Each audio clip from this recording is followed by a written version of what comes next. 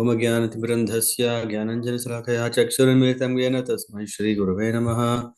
श्रीचैतन्यमनोभीष्टं स्थापितं येन भूतले स्वयं रूपकथामहिं ददति स्वपदान्तिकं।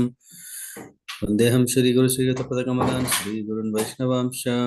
श्रीरूपं सागरजातां सहगणरघुनाथान्वितं तं सजीवं साद्वैतं सावधूतं परिजनसहितं कृष्णचैतन्यदेवं श्रीराधाकृष्णपादान् सहगणललितो श्रीविशाखान्वितंश्च। नमो विष्णुपादाय कृष्णप्रस्थाय भूतले श्रीमते भक्तिवेदान्त स्वामिनिति नाम्ने। नमस्ते सारस्वती देवे गौरवाणी प्रचारणे निर्विशेषशून्यवादी पाश्चात्यदेशतारिणे। जय श्री कृष्ण चैतन्य प्रभु नित्यानंद श्री अद्वैत गदाधर श्रीवासादि गौर भक्त वृंद। हरे कृष्ण कृष्ण कृष्ण हरे हरे, हरे Ram Ram Ram Hare Hare. Reading from Prabhupāda-līlāmṛta, Volume 2, Chapter 49, continuing. They had been talking for over an hour. One second, please. Krishna Prabhuji. Prabhuji, we are not able to see you, Prabhuji. I don't know if it was on purpose. So. I didn't turn on because I'm facing some network. Okay, Prabhuji. Sure, Prabhuji. Yeah, thanks for checking. They have been talking for over an hour, and Prabhupada had given definitive instructions, but it was not over yet. It was clear, however, who was in control. Later that morning, 350 devotees approached the precincts of Mayapur in a caravan of buses from Calcutta airport. For most of the arriving devotees, this would be their first visit to Mayapur, and their excitement countered by the fatigue of long journey from the west. Free of worldly concerns, they had come to India to visit Sridhar Mayapur and to see Srila Prabhupada again. After 3 hours on the road, the bus had entered Mayapur, and soon the devotees were seeing the Gaudiya Math temple, the Srivas Angan, the Samadhi of Bhakti Siddhanta Saraswati, and the birth site of Lord Chaitanya Mahaprabhu, appearing one after the other as the bus's horns blaring almost incessantly veered around the winding turns of Bhakti Siddhanta Road. Villagers on foot and in rickshaws, buffaloes, goats, and cows moved hurriedly aside. Local residents looked up with curiosity and surprise at the sight of hundreds of Western bhaktas arriving to celebrate Gaura Purnima. Then the arriving devotees saw on the flat Mayapur landscape the pinkish hue and beautiful features of ISKCON's Mayapur Chandrodaya Mandir, the place Srila Prabhupada had prepared for them, the home of which they had heard so much. As the buses arrived at the gate to the ISKCON property, the devotees cheered to see the new domes and fields of flowers, and their eagerness to see Srila Prabhupada increased. There would be familiar formalities of registering and receiving a room, a few complications in locating and settling in, but nothing major. They were home now among fellow devotees. Soon they would be able to bathe in the Ganges and to hear the schedule for parikrams to the holy places. Some devotees rested, while others met with friends from various places in the world. They shared the latest news and received experienced advice about the Ganges' swift current and about avoiding dysentery and mosquitoes. By early evening, they had all moved into their rooms and take prasadam. The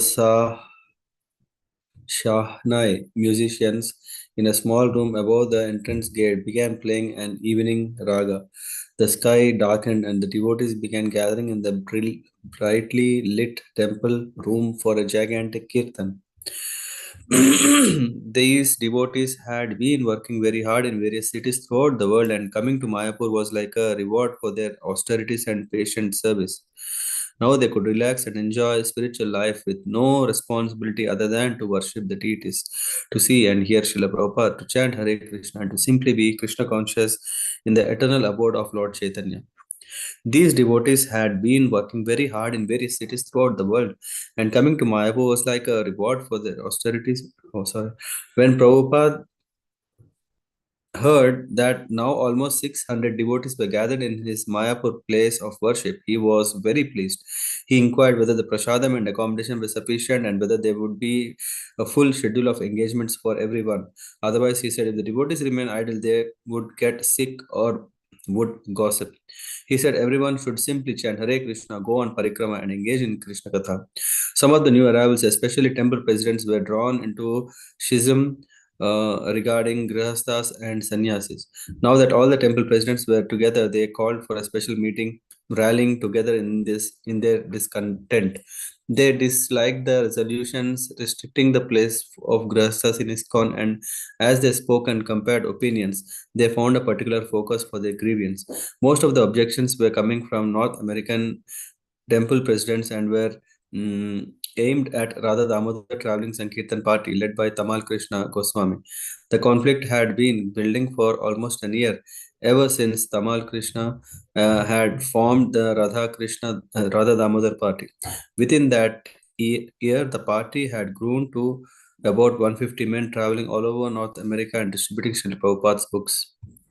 Prabhupada had praised the party, which was responsible for 30 to 40% of total remittance to American BBT.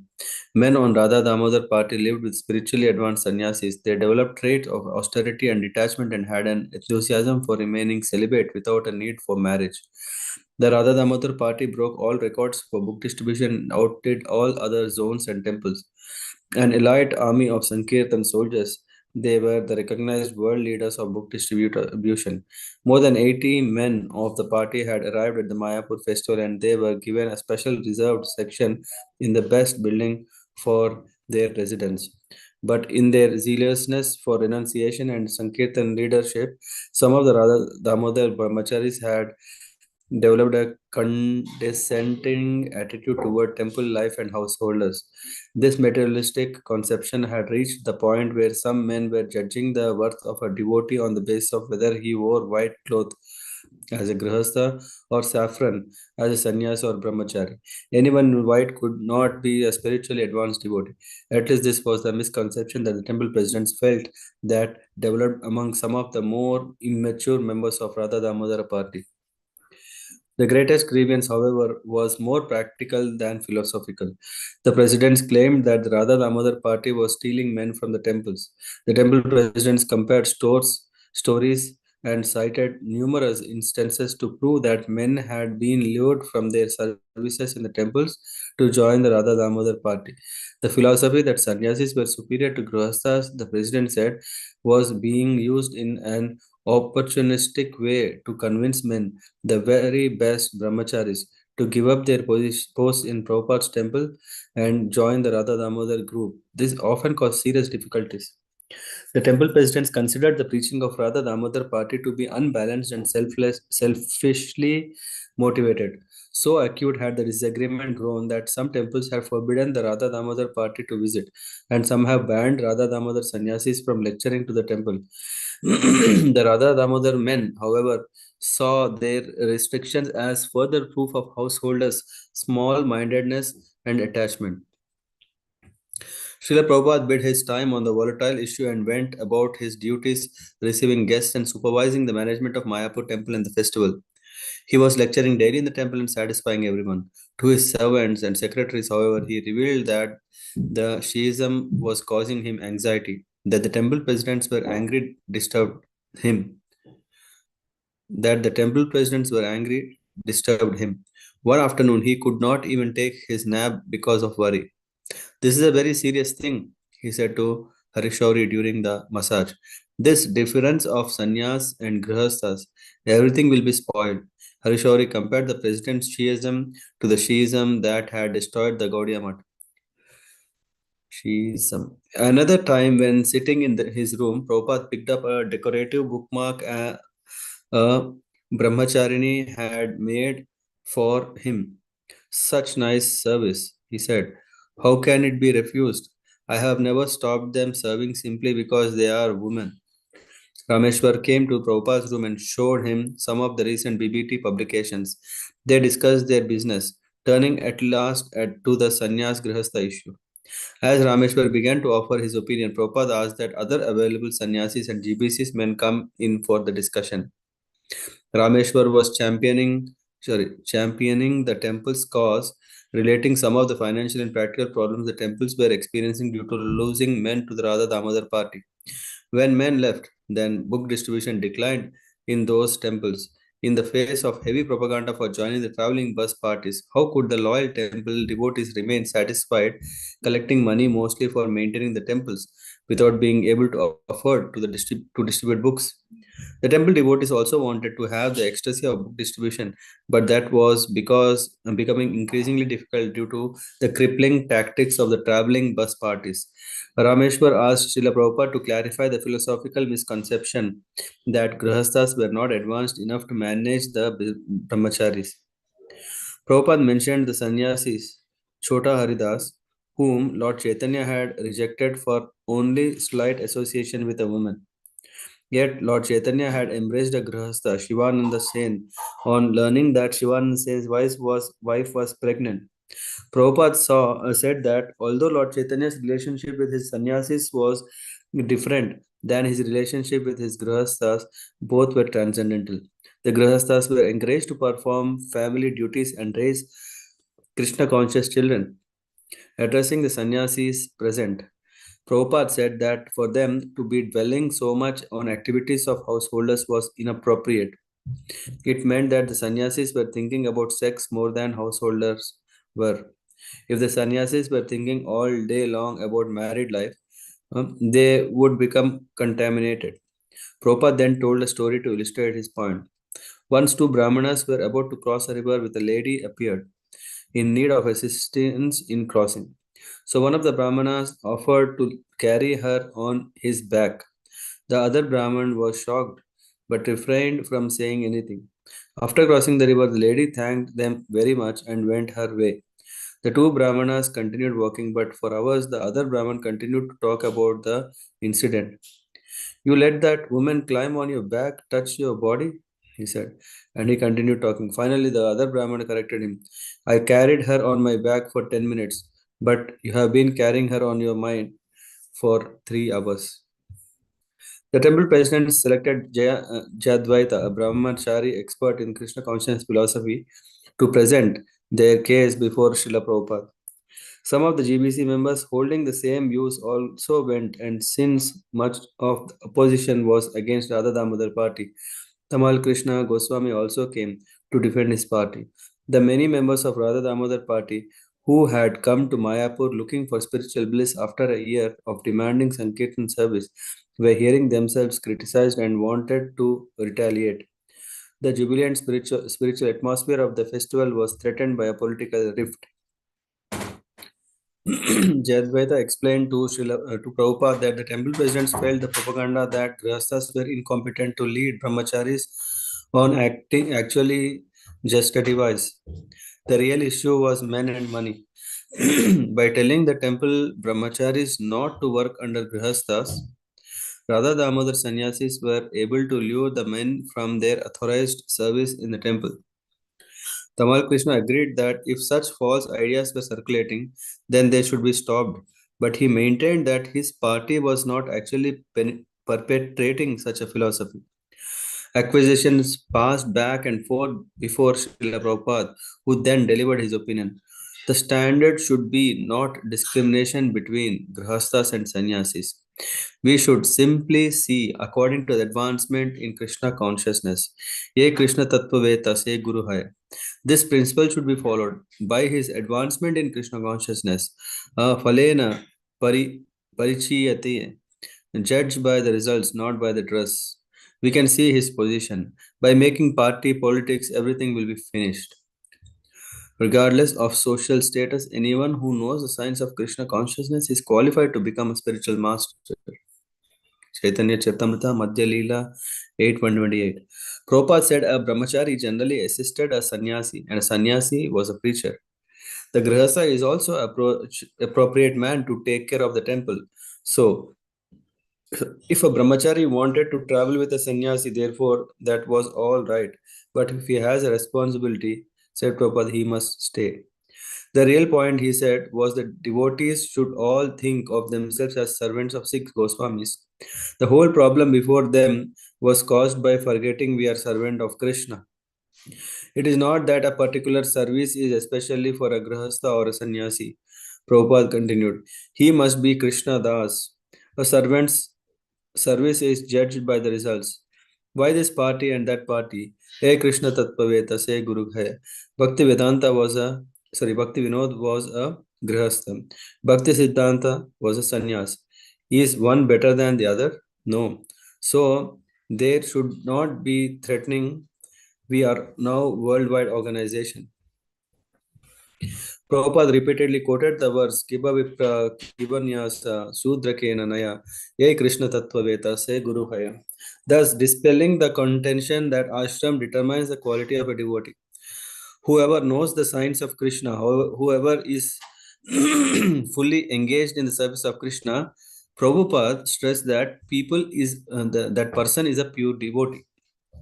A sannyasi, Prabhupada said, could preach, but he could also manage. A grihastha could manage, but could also preach. Although Prabhupada had already brought up these points, now he was settling the issue completely. This discrimination, he said, must stop. It was not Krishna consciousness, and the GBC should remove all resolutions discriminating against grihasthas. Prabhupada emphasized that the real standard was to be Krishna Das, the servant of Krishna. In that surrendered mood, a devotee should be expert and willing to do whatever service was needed. He gave the example that some 50 years ago, when he had been the manager in Bose laboratory in Calcutta, the workers had gone on strike. To the remaining workers, he had said, "Come on, let's pack." They had accepted the menial labor and the strike had been ended. Similarly, whatever capacity of service was required, a devotee should do it. We must be very stubborn servant of Krishna, Prabhupada replied. Prabhupada pointed out that he was probably the first bona fide sannyasi to arrange for his disciples' marriages. Certainly, he did not encourage disobeying the regulative principles. He said, but the real business was Krishna's service. If that included arranging for marriages, then it should be done. But generally, the division is that the sannyasi is fully engaged in preaching, he said, and the sannyasi's preaching should not be checked. Whoever is in charge of something, let him remain. If there is some discrepancy, try to correct it.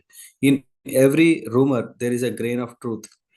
Prabhupada was not only defining and settling the immediate quarrels, but he was elevating all devotees to the level of dedicated and inspired Krishna consciousness. He was not siding with one party or watering down the philosophy to make peace. He was appealing to his disciples' intelligence. And more than that, he was entering their hearts and making them satisfied and truly desirous of working with one another.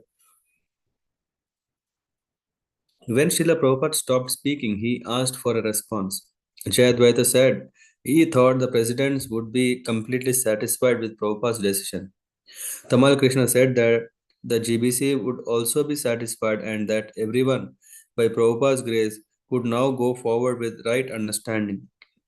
The devotees then left Prabhupada's room in a joyful mood, prepared to join the others and take part in an uplifting, non-political Gaur Purnima festival. The next morning, Prabhupada went for his walk on the roof of Mayapur building.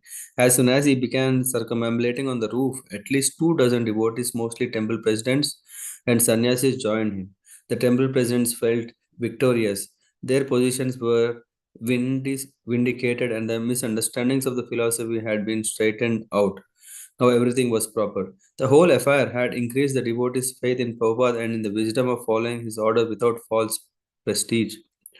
As they walked, Panchadravida Swami, in a mood of humorous relief to the tension of the past days, began questioning Prabhupada in an odd way.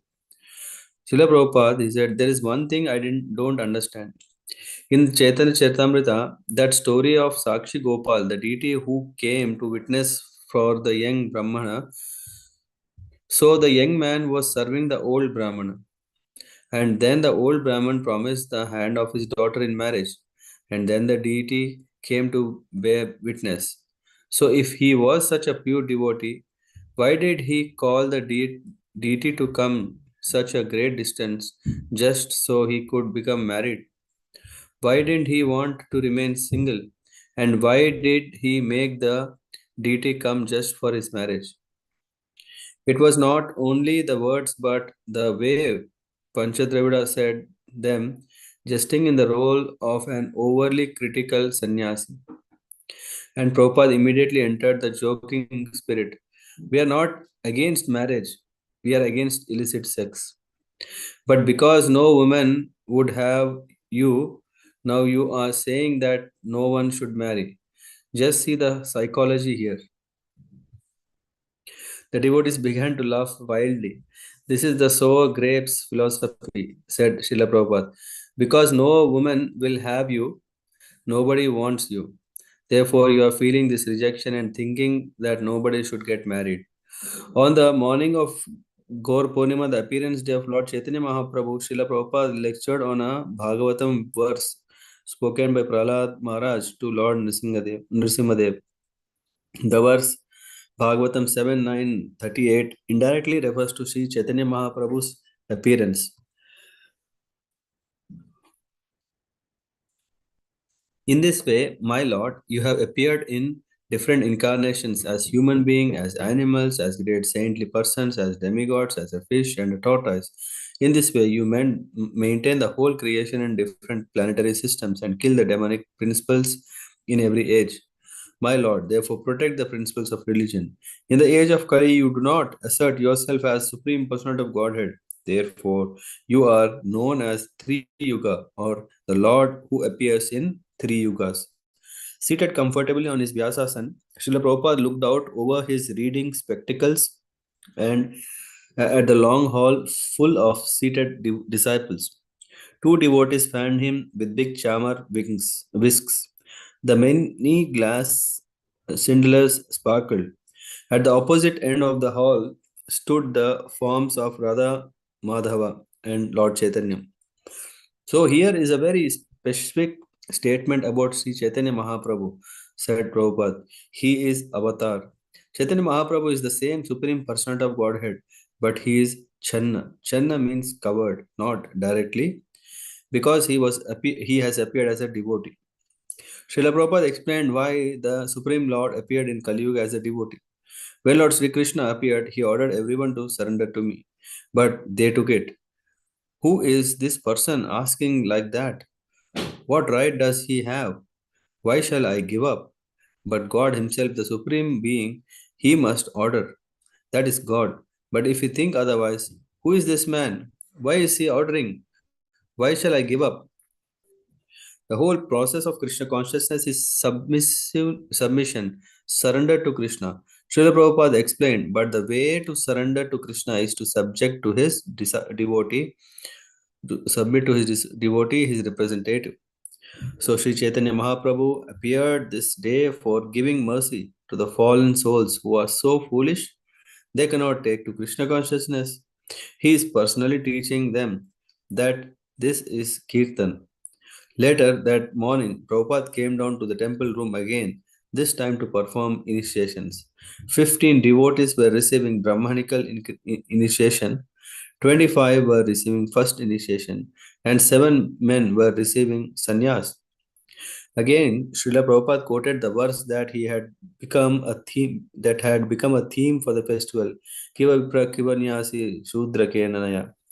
Either he is a grihastha nor a sannyasi, it doesn't matter. He must become a guru. How? Hey Krishna Tattva Veda. One who knows the principles of Krishna consciousness, one who understands Krishna, he can become a guru. Guru is the post given to the sannyasis and to the brahmanas. Without being a brahmana, nobody can become a sannyasi, and sannyasi is supposed to be the guru of both all the ashrams and all the varnas. So for preaching work, we require so many sannyasis. People are suffering all over the world for want of Krishna consciousness. Srila Prabhupada cautioned the young men to live as very strict sannyasis. He also stressed that his disciples should be trained to become qualified as gurus. He quoted, Yare Deka Tare Kaha Krishna Upadesh. Anywhere, either you are in this district or that district, it doesn't matter. Either you are at home or outside home, it doesn't matter. You become a guru, everyone. How shall I become guru? I have no qualification. Chaitanya Mahaprabhu said that you don't require any qualification. You simply require one qualification, that you repeat the instruction of Bhagavad Gita. That's all. Yare dekha tare kaha Krishna Upadesh. You become a guru. Don't adulterate Krishna Upadesh like a rascal or nonsense. Present it as it is, Bhagavad Gita. Then you can become a guru.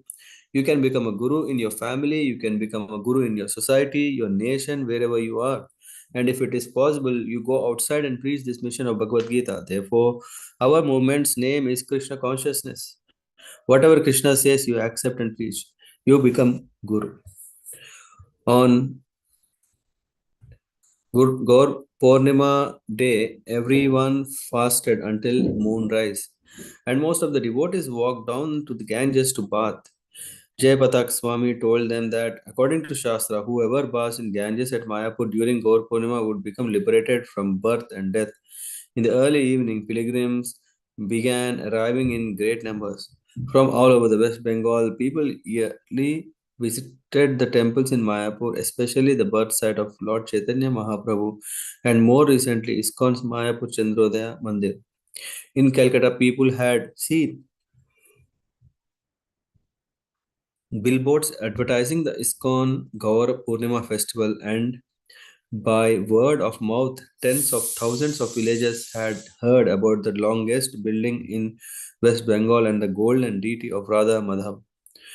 Devotees greeted the guests with prasadam and sold copies of Guitar Gun, Srila Prabhupada's Bengali versification of Bhagavad Gita, of Gyan, Gita Gyan.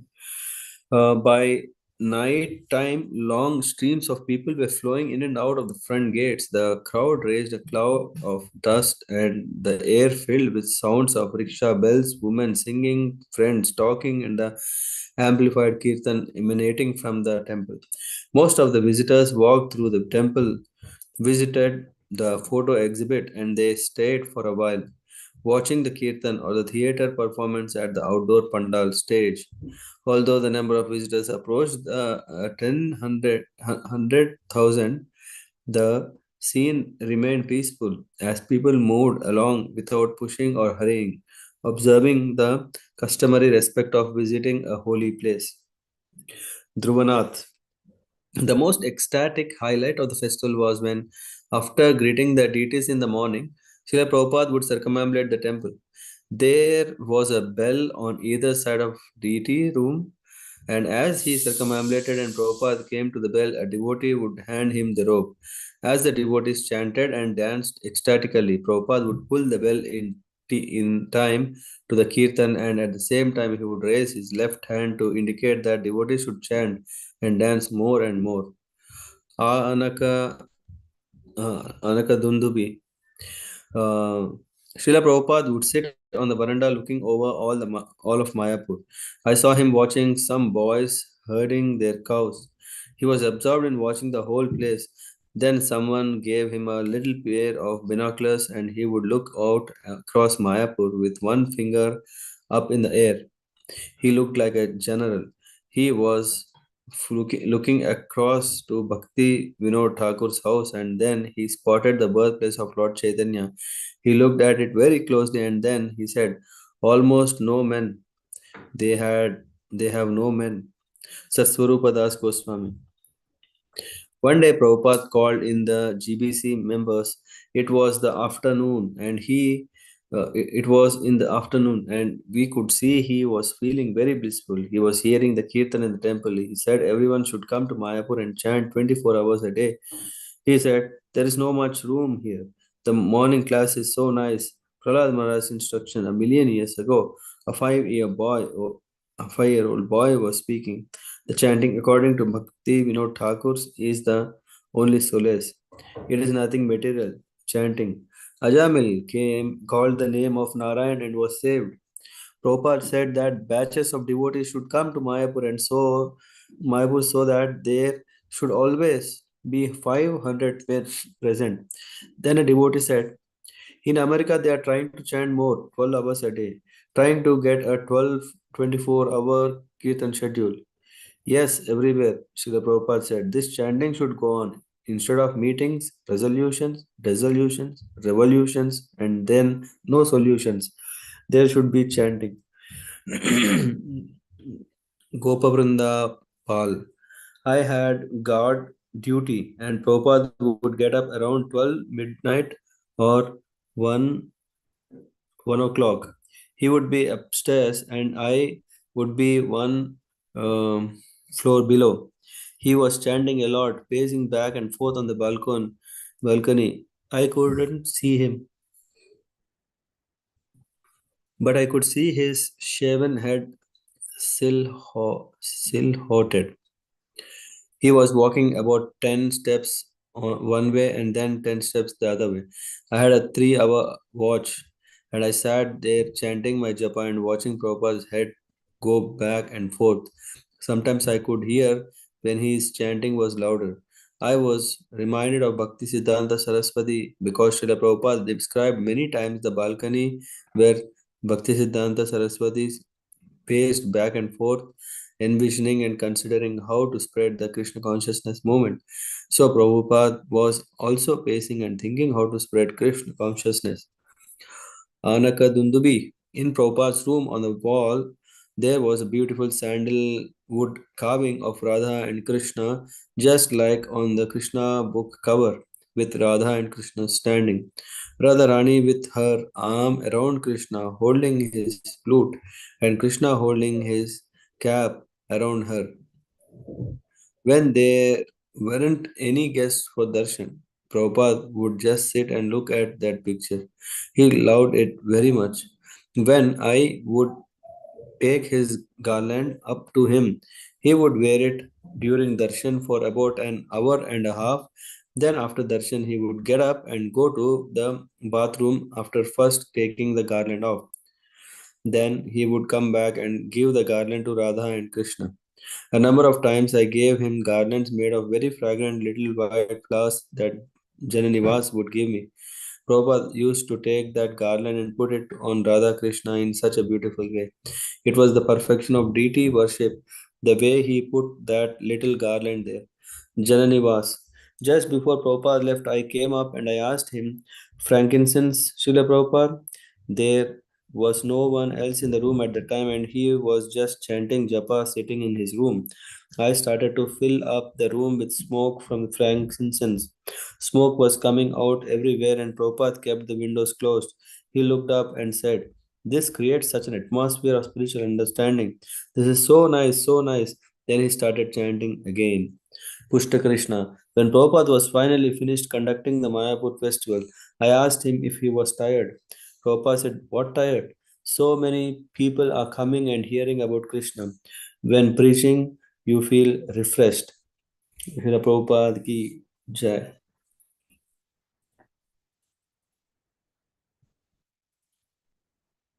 Yeah, Hare Krishna. I am tired. Hare Krishna, Prabhuji. Thank you, Prabhuji, for reading this wonderful part of this chapter. Yeah, when you were reading, I was just thinking that we are also approaching Gaur Purnima, and through this, we are getting a mini session from Prabhupada directly, Yeah.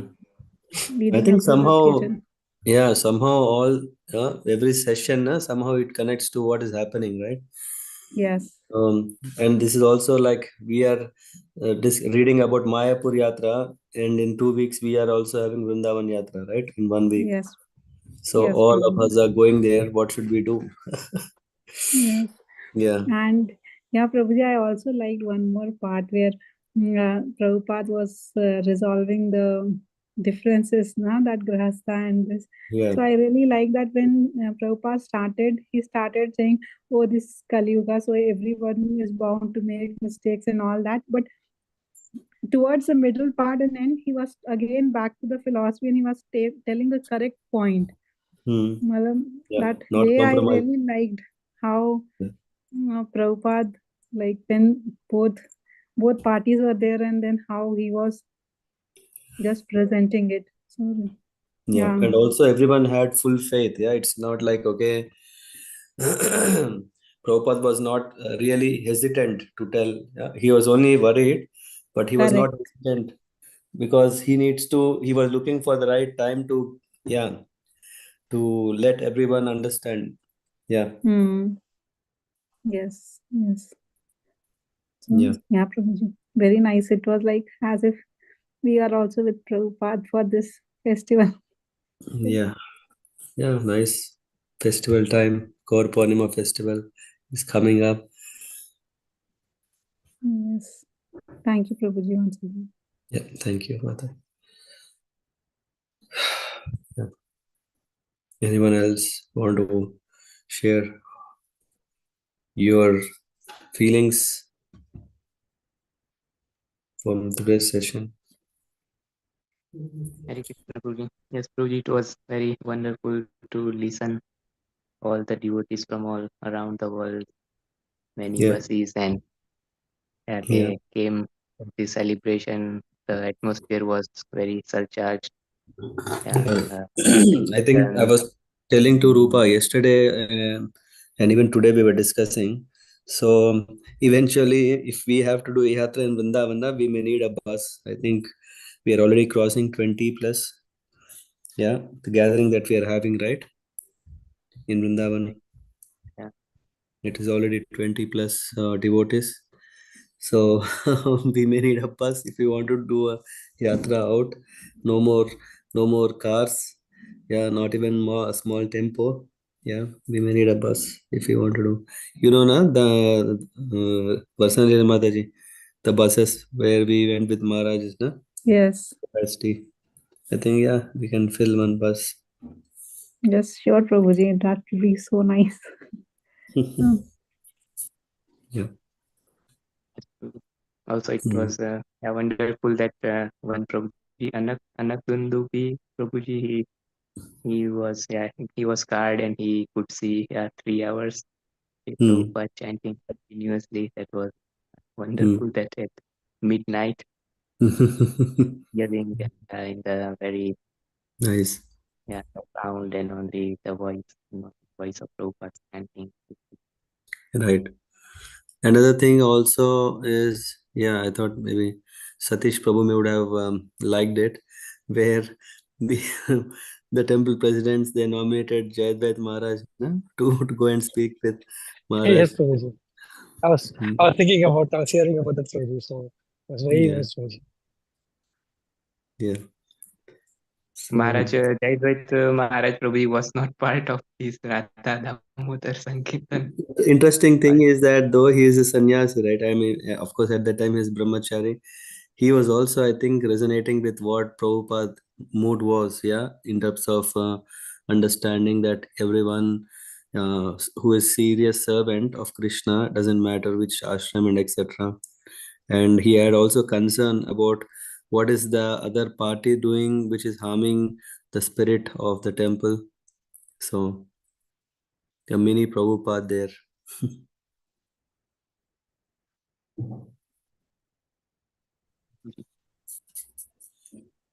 Yeah, good. Another thing, I mean, this though we read only a small portion of the chapter, I feel like I don't know how Satsvaram Goswami Maharaj is detailing out everything, how the whole. I don't know. When I was reading, I was remembering some old time movies, right? So where when people are coming for a family reunion, right? Or like so many people come from different parts of city or the different parts of the world, and all right, how it was the dust and the goats and cows and uh, very very vividly, as if like I don't know, is it was he there, was he create. Another thing is it's not a fantasy, right? So he's writing precisely what would have happened. Hmm? It's not like okay, it's a nice story where you just add your creativity and then make it, appeal. Wow. No, it is indeed has happened. Huh? So how he is able to gather that small detail also is amazing. So if one wants to make a film, yeah, the content is Every chapter it can become a film. Huh? Great sponsors, if they are there, if they are, they can take Prabhupada. Abhay Charan part 2, part 3, whatever. I think unlike those days, now we have also channels, right? Maybe Hare Krishna channel can have, if someone can film such a features, like a, I don't know, what are we calling these days? Web series, right? Yeah, one could come up with a nice web series of these um, incidents. Yeah, one incident could be, what is that, Bombay Temple Chowpatty, right? Other thing can be how in whole the how it all came. Yeah, I am sure that no one will be bored, though we know the whole story. There is still so much drama, and that can be, that's heavily intense in each of these pastimes of Prabhupada. Yeah, and I'm sure if people um, will definitely like to see such kind of webinars. What is it? Not webinars. What is web series? Hmm. Yes, Prabhuji, totally. Also, it was Yeah. very Then, nice to see the kind of eagerness they had, Prabhuji, between the brahmacharis and the, bus party. I remember you telling once it's okay to have competition in, say, service. Nothing is wrong. So yeah, I think that's very last week nice, we were Prabhuji. discussing, right? Last week we were Yes, discussing about what is a competition. yes, So Prabhuji. it's all about how we serve. Yeah. Yes, Prabhuji. Who serves better? There's nothing wrong, you said. Hmm. Yes, Prabhuji. Very nice, Prabhuji. Yeah. Thank you, Prabhuji. Hare Krishna. Good. Anyone else? Luckily, we have some time now. Yeah. Amazing. I mean, Bhagavatam gives us a different flavor. Yeah. When we are going through Bhagavatam, lives of devotees of the Lord. Here we see life of a great spiritual leader and his disciples. It's a, yeah, another nectar, right? When we are talking about Chaitanya Charitamrita, Prabhupada-līlāmṛta, everything is nectar.